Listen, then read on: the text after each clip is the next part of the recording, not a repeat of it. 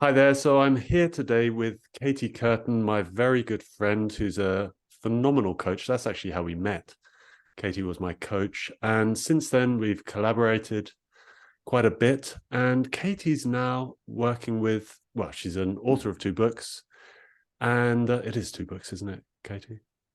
Yeah, actually slightly more, but not all of them are fully published, shall we Ah, say. Some okay. of them So are two privately two published. published books. And she's done a lot of work over the recent years with people, helping them actually write their own books. And I just thought it's quite an opportunity to have a chat with somebody who knows this world really, really well, and just to get some of the insights. So thanks for coming today, Katie. Oh, well, it's a real pleasure, Simon, and thanks for your lovely introduction. And Simon also is a colleague and works with me on the Creativity Cafe. That's So right. it's been wonderful having him hosting with me some of our online mics. Yeah. And I guess one of our main shared interests is creativity, obviously, from the name of the Creativity Cafe. And how we get that to express. So that's our real shared interest.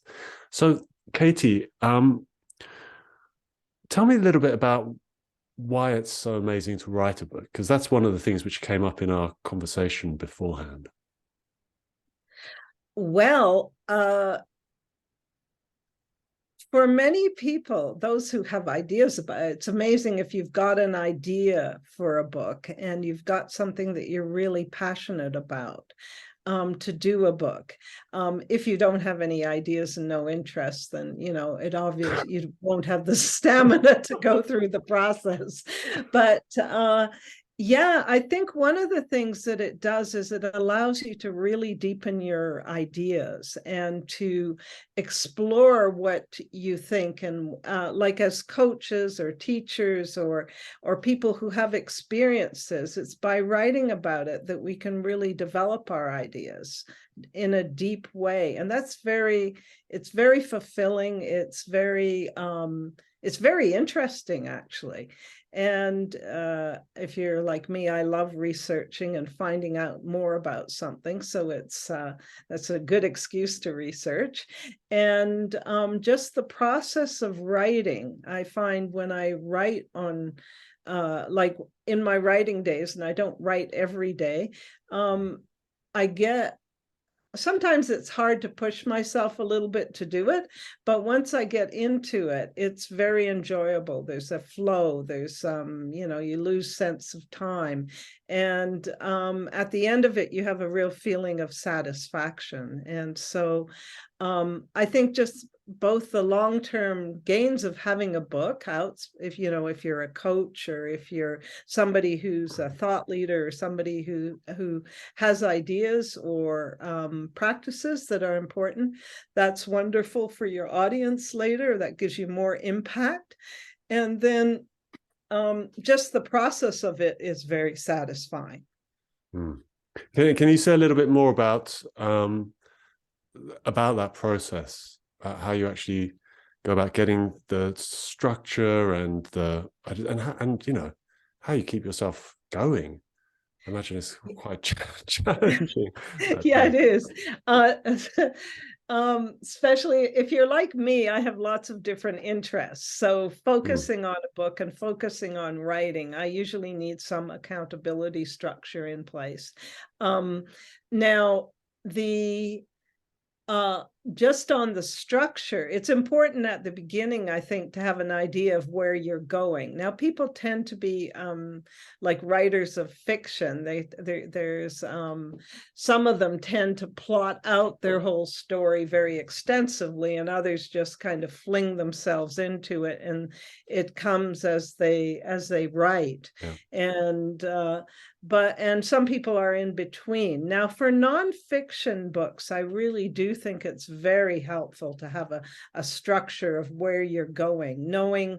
I think the main thing in any book is to know what are you giving what are you giving your audience, or what are Mm, you giving your readers? And that may seem like well, I'm giving them a story or whatever, but what is it out of reading your story or reading your advice? What are they, how are they going to come out with having not wasted their time and maybe Yeah. having a glimmering of wisdom on something, or seeing a transformational process, or resonating with you and your experience, and maybe because they're going through the same experience, actually feeling, oh, I'm not alone in this, and learning some of the lessons that you've learned.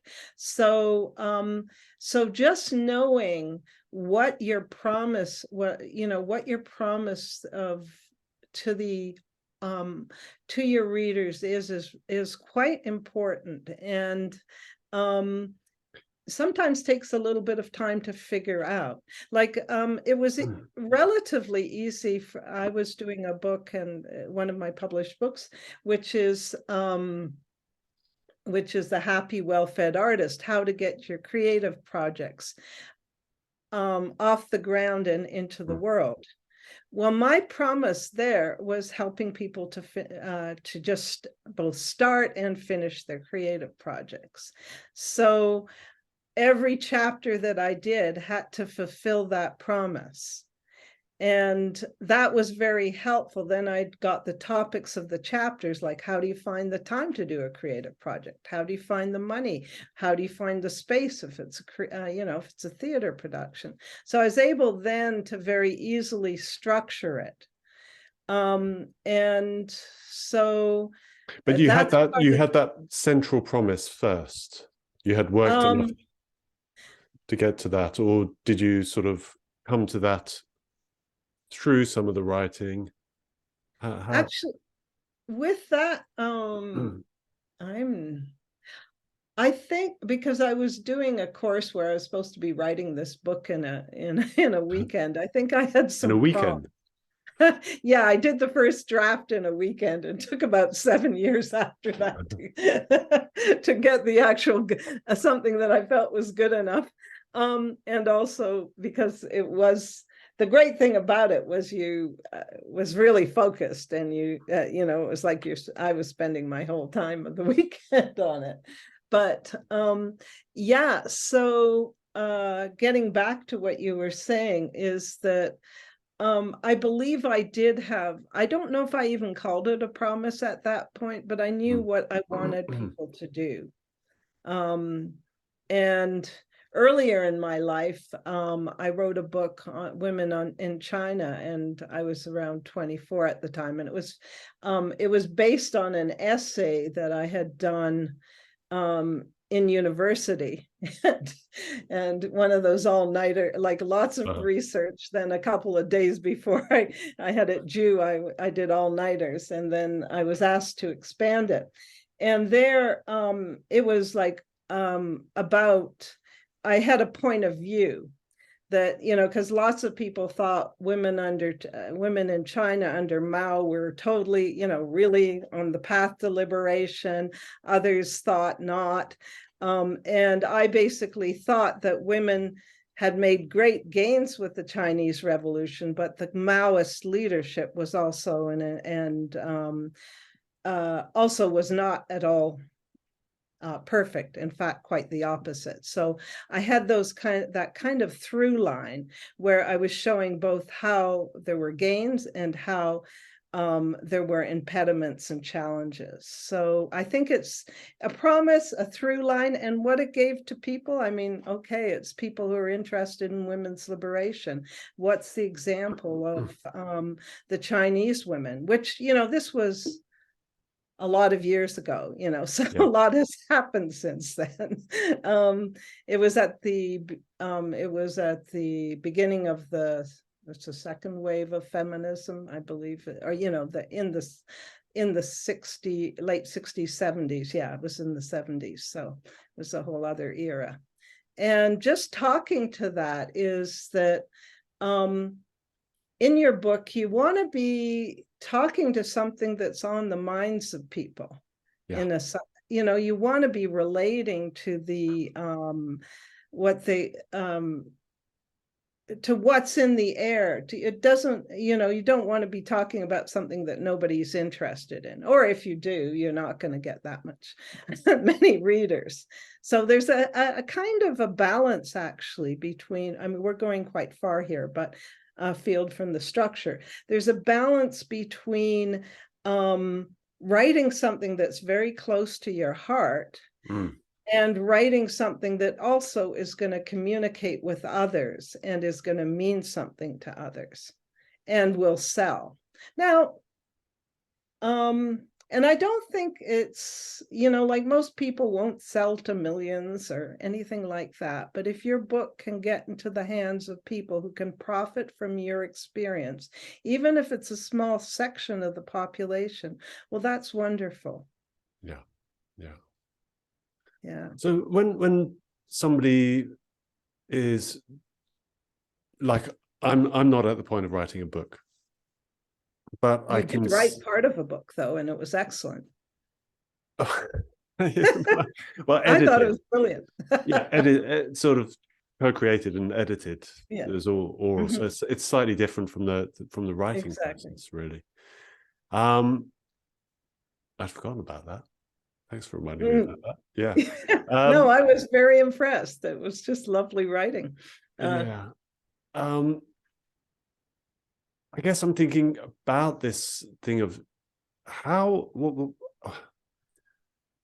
you actually help somebody who comes to you with the desire and the ideas to actually really take that step into actually getting something down and something workable? How would you actually help support a person do that? I think it's just useful for the structure of the thought process, because certainly for me to think about, I have lots of interests. If I were to try and write about my understanding of creativity, for example, I mean, how would I even go about that? Great question. And well, a lot of components there. First of all, like a number of people have either some interests, like a number of people have a number of books in them, so they can't really decide, first of all, which book they want to do. Yeah. And that is what I start out with is, well, what out of all these ideas do you want to start with? And what feels most resonant or for you right now? What do you what's a should and what's a actually want to? Because sometimes people think they should be writing a book or this book, but in actual fact, their inward desire or their inner desire is something else. So first of all, sorting out that. And but is there a sorry to interrupt, but is there kind of like because you had spoken about being relevant with that other book that you had written many years ago, and how that kind of it was something on the minds of people now. Right. So, I could see a way that I could actually get very stuck in trying to think, who's this for? Who's the exact person who's going to read this, and get caught up? So, I mean, how do you manage that dynamic even before you get going? Okay, well, I would start with, what do you feel some passion about writing? Because if there's nothing there, if you're feeling kind of blank, that doesn't work. But let's say on the let's say your interest with creativity, that is a huge area. But how do you want people? Do you want people or how do you want to talk about creativity? Or what do you have that's maybe a little different than what other people have around the ideas about how to foster creativity? There's are there experiences that you've gone through that have transformed your creativity and you would like to talk to people about? Yeah, all terrible ones. Pardon? All very difficult ones, actually. They're the ones that should be. Well, with the difficulties, there's the whole lessons too. Yeah. If you found some way to transcend them, if not necessarily, you don't have to have transcended all of them, of course. And there, I don't start with what's popular, but I start with myself and with somebody else, is what they're feeling called to write. Mm. So if you were just to give an example around creativity, what kind of ideas come to mind Mm. for you to teach about that? Well, I mean, it's the main thing, because you said earlier about what makes you feel different, is that we're actually allowing ourselves to open to something coming through. I don't mean that in the big sort of, spiritual sense necessarily, but it really is an opening beyond our thinking and allowing something to emerge, and putting the habits, structures, or whatever, the maps in place that enable us to do that. I feel that's my Excellent. real sweet spot in terms of creativity and how I understand it. So you've just got there a structure for a book. Really, You just right? described it. Luckily, it's being recorded for both of our memories. But as I Right. saw it, it's you have a process and habits and the structure for to help people channel that creativity into some things. Yeah, I don't like something. to say product, that's not the right word exactly, but into a creative a creative offering of some kind, or a create yeah. So that is needed because lots of people don't know how to do that. Yeah, And so, and if that's something you're passionate about, and I believe you are, then that's yeah, something that very easily you could do as a book. It also, let's say for coaches or other people like ourselves that help people through the process, we already have worked with people concretely.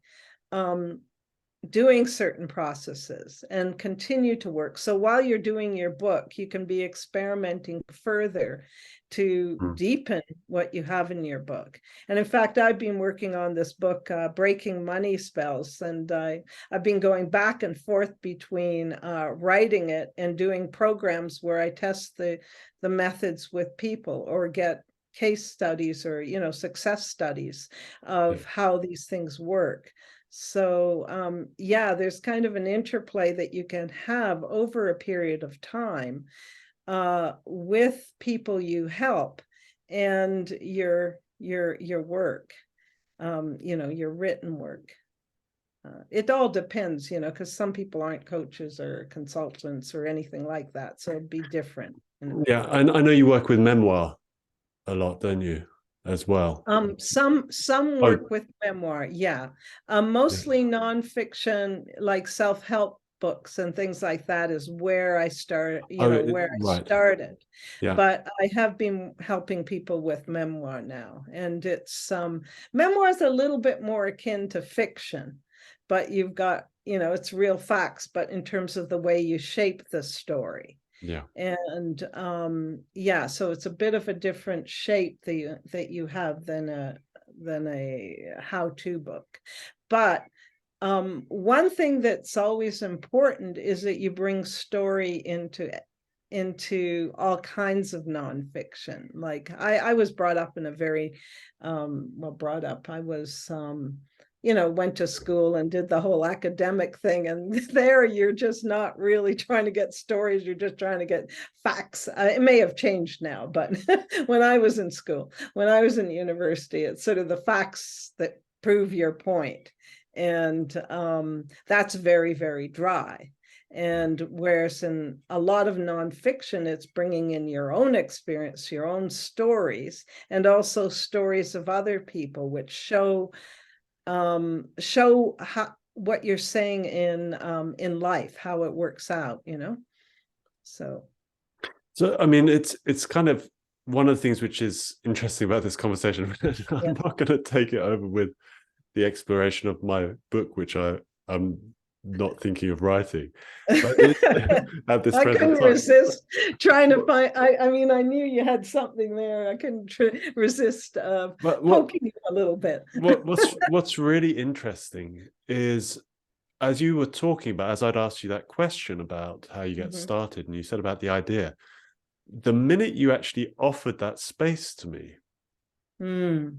something, I mean, I know this stuff, I know, I'm sort of swimming this stuff a lot.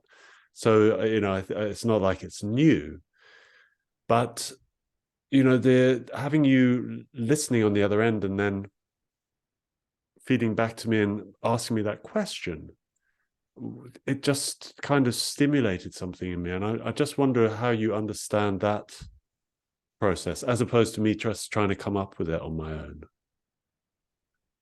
I think I'm really asking about the feedbacking, being witnessed, being, having someone along on the journey with you. Great question. And that I think is actually, it gets to the essence of what you need all along the journey, because a lot of people see writing as just a solo activity that maybe they'll take and show to some of their friends and see if it's good and then keep on going. But in actual fact, it really helps to have regular feedback at different stages of how your ideas are landing, as to how you're explaining things, or even like the very initial thing is when you're developing the idea or the blueprint for your book. It's really helpful to have feedback then, because you don't go down a completely What do you mean the dead end. blueprint? What do you mean by that? Well, it's a blueprint outline, way that, just a general plan, a map of how you're going to do your book. And Right. there's different ways to do it. I tend to be, I'm very improvisational in many ways, but I also like to do a bit of planning myself. So I'll kind of map out my book, and then I'll just get writing, and I'll be kind of looking at what I've done, but I'll also just be going with the flow. But which I think people need to do both, because sometimes and in fact, the structure you start out with may not be the structure you end up with. And that's really important to know. Yeah. Not to be married to that structure. It's just a guide. And sometimes when you're researching further, you're going further, things change. And so you adapt that. But having something to guide you from the beginning, it helps. Having a map, even if it's a bad map, well, no, not always, but something which gives you a slight idea of the terrain and where you're going helps, as opposed to nothing at all. Maybe a vague map. Maybe Yeah, vague map rather than a bad map, which might get you completely well, although I distracted. suppose, you can learn a lot Mhm. about where you actually are from a bad map. Exactly. You can Yeah. actually do that. Yeah.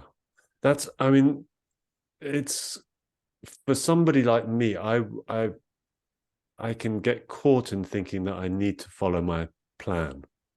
So it's actually Mm. really interesting to me that you make it so clear that the structure that you lay down can actually shift and change as new information from research comes in, or I suppose case histories that come in that change your thinking, or something else. That's kind of relaxing, actually, to think that. Yeah, well, it's better to think that, because I think people get very uptight sometimes about finding a structure, getting the perfect structure to start, and then or then deviating from it. And I found with the people I've been working with that they go through, it's really interesting watching them. Everybody's very different. Mm. And like one of my clients recently went into what seemed like a complete how would you say it? Not a deviation, but just he verving off, like going off path. But he wasn't working on the main chapters of the book. He went and wrote another story. Hmm. But and he actually got I think a 125-page thing that he's published informally. But the thing is, that story enabled him to have a grip on the rest of his book. He needed to do that. And so he took the time. So sometimes I wouldn't advocate that. I mean, it all depends. For my book, Breaking Money Spells, which I've been taking a long time on, I went off and did a little fairy tale, Cinderella money story, which was about 12 pages. But at one point I felt I need to get that story straight in order to do the rest of my, like, integrate it into my nonfiction book, which uses fairy tales as archetypal examples or archetypal figures for working with your money issues. But, I went and did that deviation too, or that turning off the path. So a book, the thing is that with writing a book, sometimes it's very straightforward and sometimes it's not. Sometimes it's very quick to get from initial idea to a finished book. Others, it can take years. I was talking with a friend of mine and mentor, Michelle Talker, who's written many books. And she says, well, it's taken me anything from 1 to 2 years to 20 years. Wow.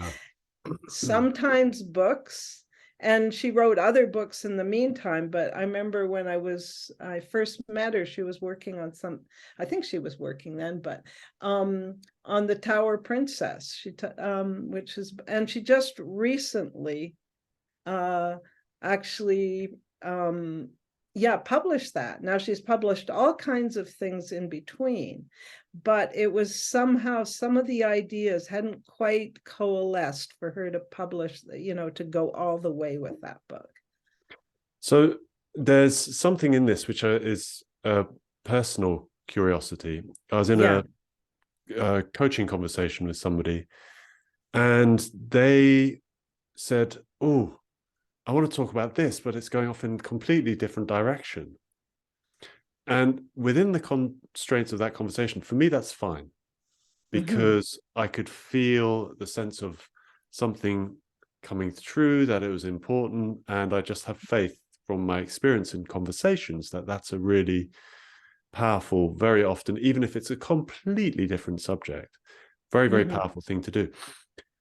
What was coming to my mind listening to you was that that's quite different if you're going to write, another 125-page thing as the person that you mentioned did, or another book. So how do you actually determine, okay, this is a worthwhile thing to follow? I mean, do you just follow everything? Because if I did that, I'd be in, right. Terrible. Well, there is judgment there. And with this person, he had this very strong sense that he needed to do that in order to get clarity around his main book. Right. And we thought it was only going to be a couple of sessions.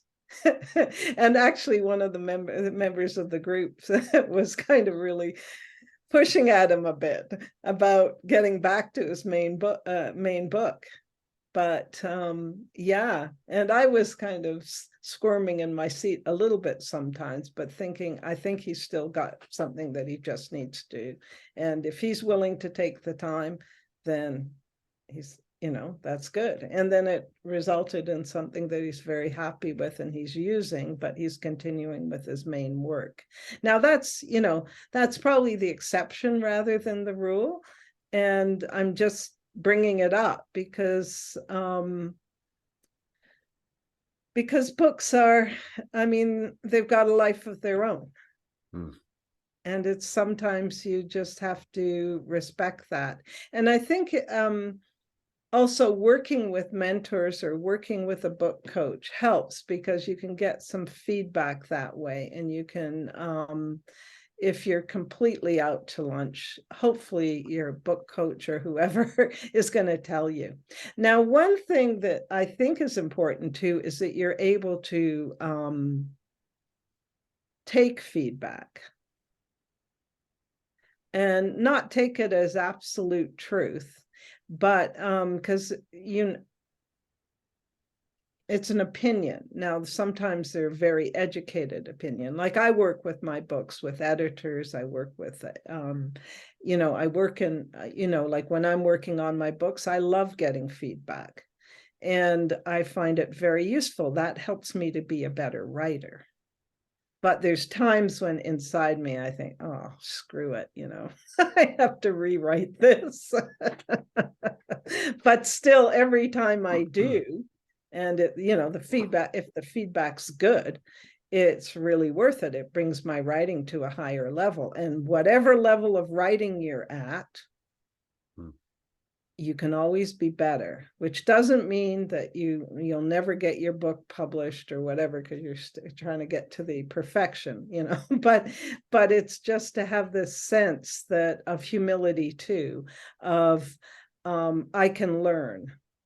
Yeah. And So how, if you want a quality book, and I think on the internet, everybody's saying, oh, just do a book and this, do it as fast as you can. And, to make yourself known as an expert and all that. And really, I don't like that actually, because you want to make it worth it for your readers to read it. You want it to have some quality to it. Otherwise, you're not even going to be proud of it. how do you know when it's good enough? I mean, Good what's question. because you could keep on potentially forever on Yeah. something. I mean, if I were to think about how much my understanding of this area that I'm fascinated with has changed over the years, I would write a completely different book 5 years ago than what I'd write now. So how do you actually know when, okay, this is good enough?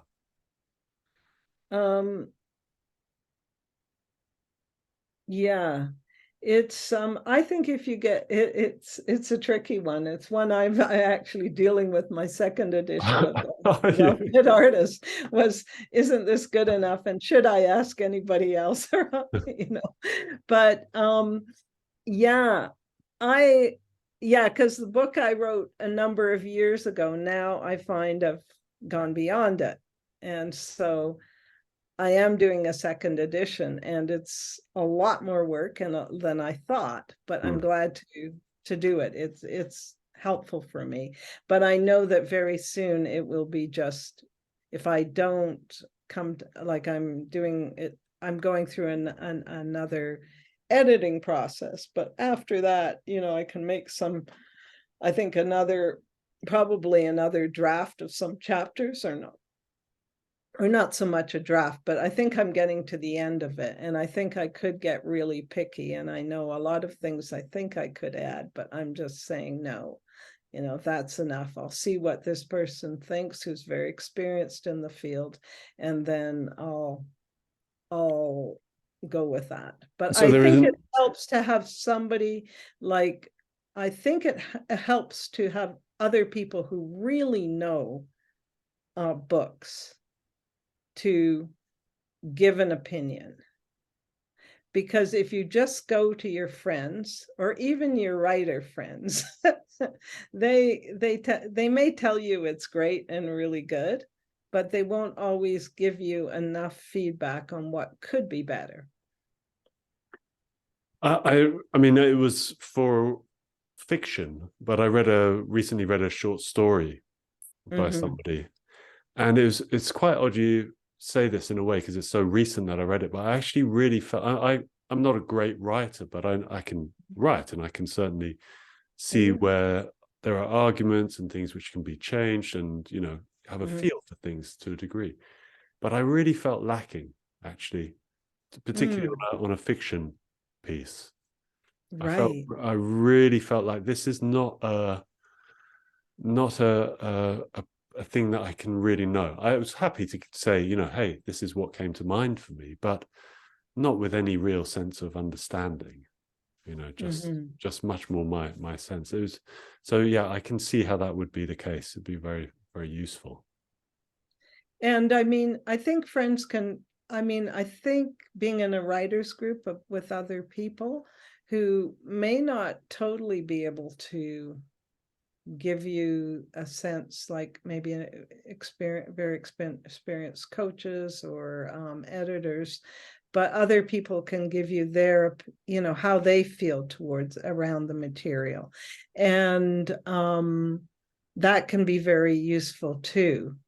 And I think showing your friends and your family, sure, that if your family's sympathetic, I mean, is great too. I mean, I do that, but I've done that, continue to do it.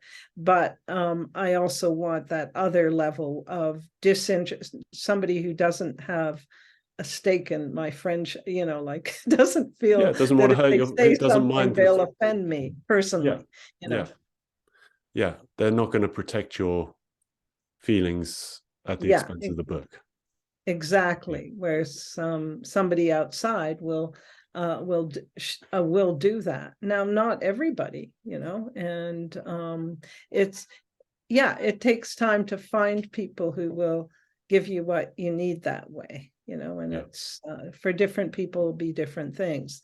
Like when I work with people, I may think, okay, I can bring you to this point, but then I'm going to send you to this person because I think yeah, they can help you at that point yeah, in a way that I can't. But I don't think they can help you right now in the way that I might be able to, in these stages. So I'm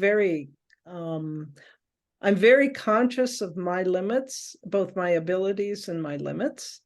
And I really like to, I think it's a thing of integrity to refer to other people or to, So um, what would you say your sweet spot is then, Katie? The bit um, where you're really at supporting people. I think, I think in getting their book off the ground and getting, at least the first drafts there. And I think at a certain point, I'm not an editor as such, Right. so they need editing. And at certain point, like at a certain point with a person I was working with, I said, I can't help you anymore. Your structure is very complex. Right. And um I've gone as far as I can in helping you with that.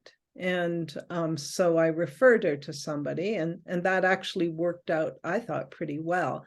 But then she gone through other things, and then I have helped her I keep actually Again. helping her at different times. Well, maybe then you should do this or whatever. And so it can be sort of a back and forth process, or it can be just straight working with them from the beginning to the end, except for the editing and the copy editing and things like that. Yeah. um, Yeah. I am Special. not somebody who's good. I can notice things, but and I do. I used to be good in grammar at school, but I'm not somebody who does the very finicky editing of the grammar and knows exactly what should be in what order. I make mistakes there myself, and I wouldn't refer. I Get it. wouldn't take that job on, and I Yeah. don't like doing that job. So. Mm, no. So I think I've got one more question for you, Mhm. which is if you can think back to a time where you finished one of your books and Mhm. what that was actually like. I'm just curious to hear, I don't know what the finishing process was. Maybe it was when it got published and you were out sort of doing something with it, or maybe it was, I don't know, but just something, what it could actually, what could, if I were to ever get this book out of my heart and into the world, what might I sort of, what could be an experience that I might have once it's done? Mm. Okay, well, it's very different for each book. Like my first book, which which I wrote when I was 24 and was published by another publisher, which made it a lot easier than self-publishing. I was really proud, 24 years old, I got a book out. So that was a nice feeling of confidence and ability. But it was also, it was I was able to take it on to, like, I went on a cross-country tour, which was helped by my publisher, and that was really fun and interesting, and it got into some course curriculums. And so, and over time, mostly through the Canadian government, actually, because yeah, I did get some income from it. So that was fun. My Happy Well-Fed Artist, it was self-published, a lot more work. I was very happy to have it out. I got it, I didn't have a lot of time to publicize it afterwards, which is something that one should do, because I got the job coaching at Bill Barron, where I met you. And so it was kind of, I was celebrating I had the book done, but and it did become an Amazon bestseller, but that doesn't mean, that's something that can happen, but you do need to do continuous promotion to sell books. So that I felt, how would you say it?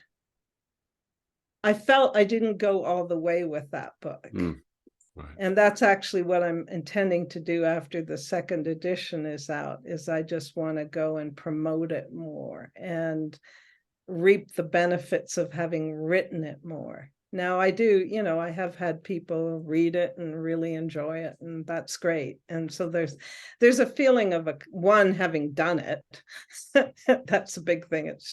And two, it's really nice when people come back to you and say they really enjoyed it and they found it very useful. And yeah, and I've used it in creating, like, the ideas that I had, I've used in creating programs around creativity and all that. So, and I refer back to all the thinking that went into it, comes into all my other stuff as well. So that's Rich. I think it's kind of like, I hadn't really thought of that much, but it's a good question.